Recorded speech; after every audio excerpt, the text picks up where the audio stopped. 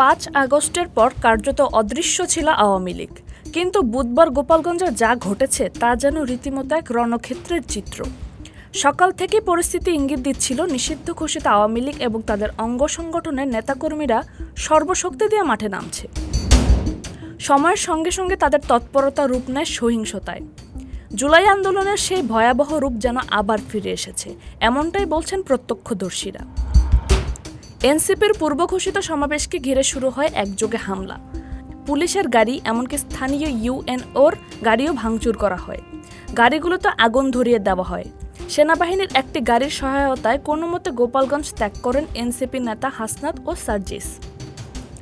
অনেকেই বলছেন, হাসিনা সরকারের পতনের পর এই প্রথমবারের মতো এতটা প্রকাশ্য ও অগ্রাসী ভূমিকায় দেখা গেল আওয়ামী লীগকে।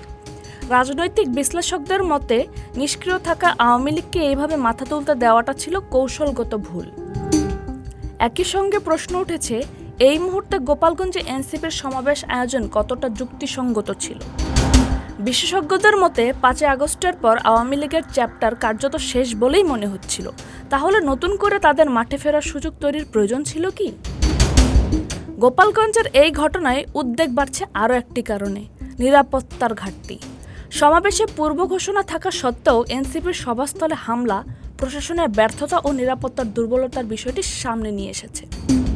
এনসিপির নেতারাও তুলেছেন এমনই অভিযোগ। তবে রাজনৈতিক বিশ্লেষকরা সতর্ক করছেন, শুধু গোপালগঞ্জের ঘটনার ভিত্তিতে সারা দেশ আওয়ামী লীগের শক্তি নির্ণয় করা ঠিক হবে না। তাদের মতে সংগঠন হিসেবে এখনই আওয়ামী লীগের ফিরে আসার মতো অবস্থান তৈরি হয়নি। তবুও আইন শৃঙ্খলা পরিস্থিতি হঠাৎ অবনতির সম্ভাবনা মাথায় রেখে সতর্কতা বজায় রাখার পরামর্শ দিয়েছেন তারা। এদিকে দেশে যখন নির্বাচনের হাওয়া বইছে, তখন এমন সহিংস ঘটনায় নতুন করে উদ্বেগ দেখা দিয়েছে। নির্বাচন আদৌ সময়মতো হবে তো? এনসিপি ও জামায়াতের পক্ষ থেকে প্রশ্ন তোলা হচ্ছে, এমন অস্থিতিশীল পরিস্থিতিতে আদৌ কি কোনো নির্বাচনের পরিবেশ আছে? জান্নাতুল ফেরদৌসী, শ্রাবন্তী, সবার কথা।